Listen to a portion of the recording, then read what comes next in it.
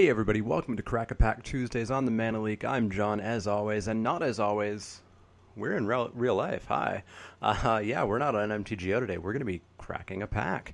This is going to be a new weekly series where I open up a pack, probably of the latest set, and kind of discuss what I would take if this was pack one, pick one in a draft.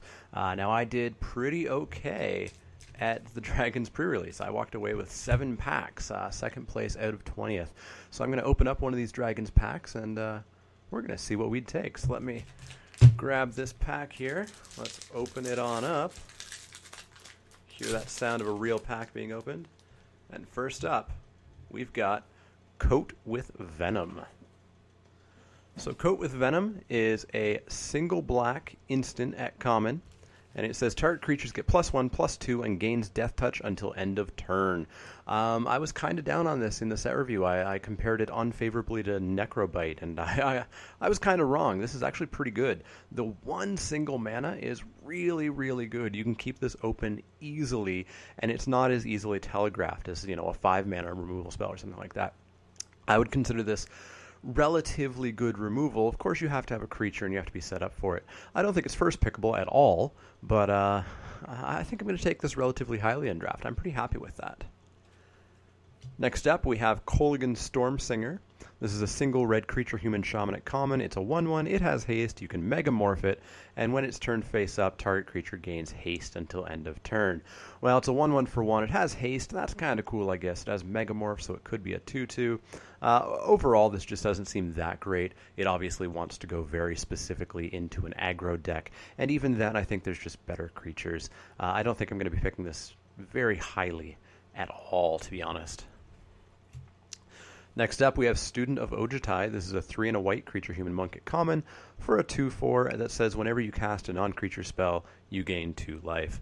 Well, we all know I'm not a huge fan of prowess. I'm not a huge fan of fake prowess. I just don't think you really play enough non-creature spells to really make them go off. It has to be an awesome ability. Gaining 2 life? Not an awesome ability. That being said, it's a 4-mana 2/4, which is fine if you really need a creature, but I wouldn't be playing this for the ability at all. I'd be playing this because something went a little bit wrong and I really needed a 4-drop 2/4.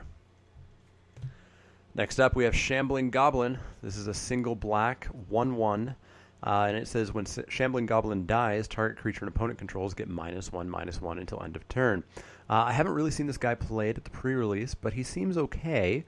There are a fair number of X1s running around, and so this guy dying can actually ping some things. He could take out Kolaghan Stormsinger that we've seen already. And, of course, he's an awesome exploit target. Exploit was definitely pretty good from my experience at the pre-release, and I'd be excited to exploit this guy. That being said, he's definitely not first pick, and he's definitely not a pick that you're really going to devote a pick to. This is going to be a card that you're going to pick up because it's in black and you're going black and there's nothing else in black that's playable. He'll get cut, I think, a lot of the time, but, he's just kind of okay as 1/1s for 1 usually are.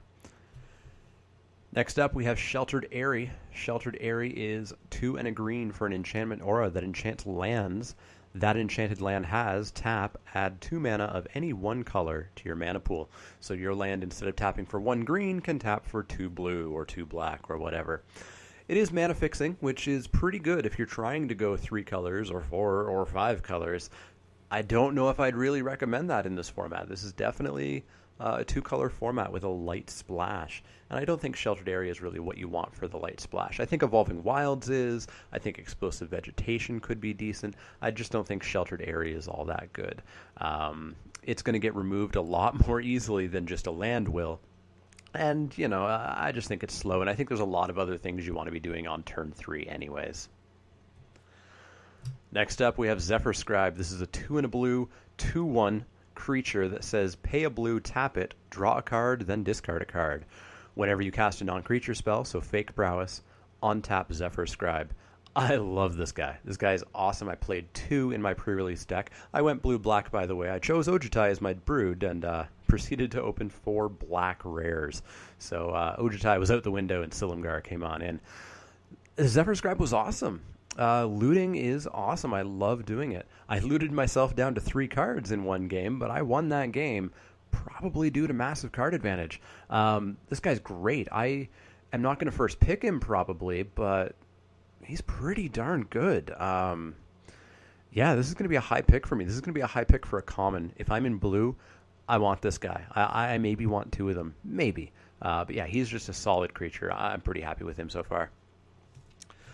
Next up, we have Sandcrafter Mage. This is a 2 and a white 2/2. It says when Sandcrafter Mage enters the battlefield, bolster 1. This is a solid creature. He fits very nicely into the white X, probably white-green, but it could be white-red, could be white-black. Aggro deck. This is an on-curve play because he's potentially just a 3/3 for 3, which is perfectly fine. That's exactly what a deck wants to be doing. Beyond that, it could bolster a 2-drop if you had a 2-drop, which would be great as well. And having a 2/2 for 3 is, a morph. It's not going to help you late game like a morph will, but it's still going to help you. I think I'm going to pick this guy, again, relatively highly for a common. He's probably never going to be first picked, though. Next up, we have Taigum's Strike. This is a 3 and a blue sorcery. It says target creature gets +2/+0 until end of turn and can't be blocked this turn. I had this in my main deck of my pre-release deck and never played it and always sideboarded it out. Now, that's because my deck was a little bit more control-y. It was a weird mixture of control and dash. And games where my deck gave me control cards, I went until turn 15, 16, 17. Games where my deck gave me my dash cards, I went to turn 5 or 6. Taigum's Strike definitely would have helped it out in those games, but not so much in the rest. Big note here is this is a sorcery, so there's not going to be any really late into combat surprises. You're not going to be casting this in the declare combat step or anything like that. But of course, you wouldn't be casting this any later because your creature would be blocked by then. The rebound is pretty good, I think, if you are in that aggressive deck, because if you get in the first time, you're probably going to be getting in the second time. Rebound's a pretty good mechanic, and if it's on a good ability, I think it's decent. That being said, I still don't quite know if this is decent. I think you need to build a blue X aggro deck for it to really work. That being said, blue-red was an awesome aggro deck in Fate Cons, and I bet it could do something in Dragons Fate. So I've got my eye on this card. It could go either way for now. I want to try it out in blue-red, I think. Next up, we have Sprinting Warbrute. This is a 4 and a red 5/4. It must attack each turn if able, and you can dash it for 4. So dash it for 4, play it for 5. This guy was really good with Ambuscade Shaman. I played against one of my friends, and this guy being a 7/6 dashing is really, really good. As a 5/4 dasher, I don't think he's that often, and he has to attack each turn, so I don't know how often you're going to be hard casting this. I think that you do want to go kind of late game with this guy, and the deck that wants to play this doesn't want to go super late game. I'm torn on this. The dash deck that I talked about in the set review definitely does seem to be a thing. Whether it's a good thing, I can't tell. But I'm definitely keeping my eye on it, because I think if you really carefully craft it, it would be good, and this guy would fit into it. Outside of that, I don't know how good this guy will be. He's not quite what Red wants to do. Red doesn't do big, beefy 5/4s. They do smaller things that win a lot quicker. Probably not ever first pickable, and probably not a high pick either. Next up, we have Stampeding Elk Herd. This is a 3 green 5/5, so it's a 5/5 for 5. It has Formidable. It says whenever Stampeding Elk Herd attacks, if creatures you control have total power 8 or greater, creatures you control gain Trample until end of turn. All of the creatures gain Trample. That's pretty darn good, and I saw this in a couple of decks that really went kind of wide with big creatures, and it definitely had a good effect. I think this is a solid card if you're going to be heavy green. If you've got a little bit of ramp somehow, maybe Whisperer of the Wilds, etc. Of course, you're not going to be getting that Whisperer until you pick up the Elk Herd. Bit of a problem, but it helps push you into that direction. I think if you're a big, stompy green deck, this is a solid pickup. Again, not first pickable, but in the running.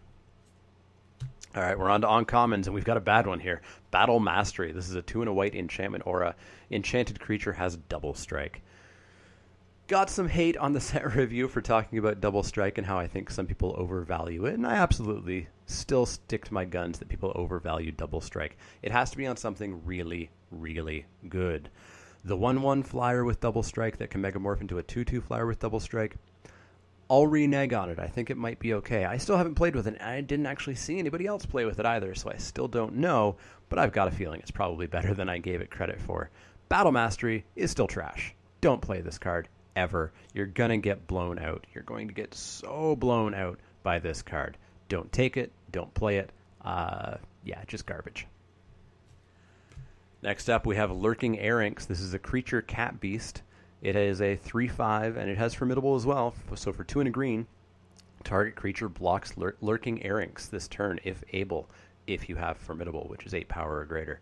So forcing something to block a 3/5 isn't that awesome in a combat math kind of way. You know, this isn't going to kill very much on turn 6 at a minimum.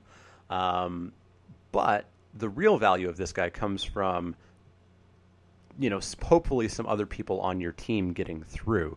That's going to require that your opponent be kind of behind on board and only have a creature or two, in which case you probably still should just be winning anyways, which makes me really question this guy. You know, if this was a Roar of the Challenge ability, which was all creatures must block it, kind of a lure ability, I believe it's called, it would be a lot better. Making just a single creature have to block it, I just don't think it's that good.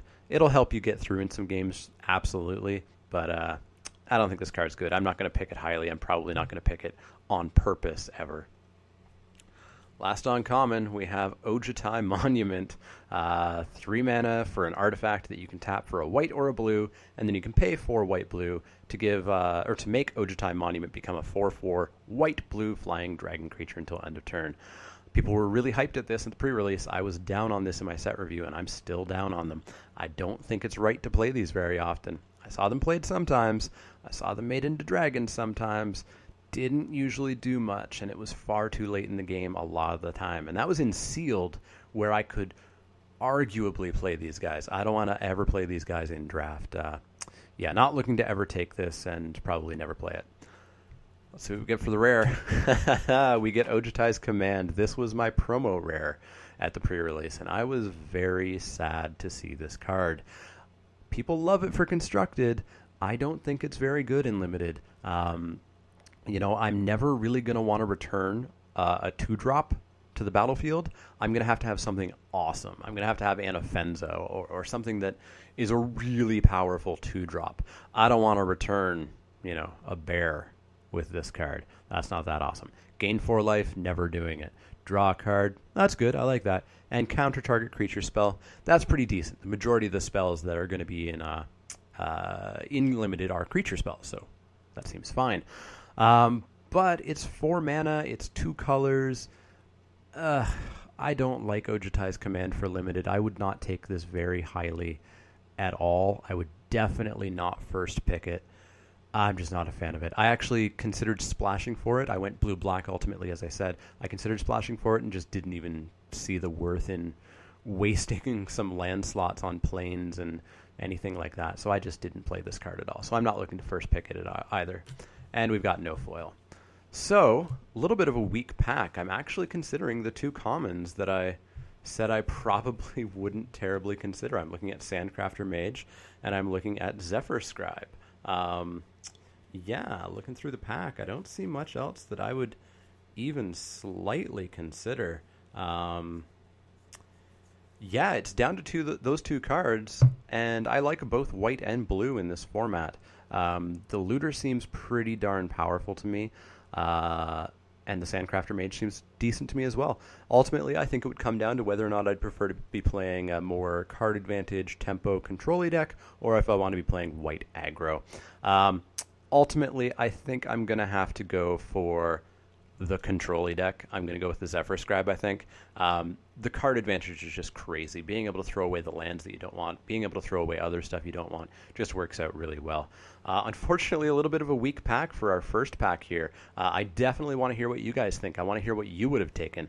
If you would have taken the Zephyr Scribe, let me know. If you would have taken something else, let me know. Let me know what your experiences are with the cards and, you know, what you kind of think of the draft format that's going to be coming up pretty soon.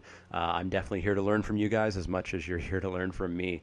Hopefully you guys enjoyed this video. We are going to have a Tuesday Crack-A-Pack every single week. It's mostly going to be Dragons of Tarkir for the next little while. I have some other packs kicking around. Don't know if they'll be on Tuesdays or if there'll be another special video. But hopefully you guys enjoyed that. If you have any questions, comments, suggestions, let me know. Otherwise, I'll see you all next time.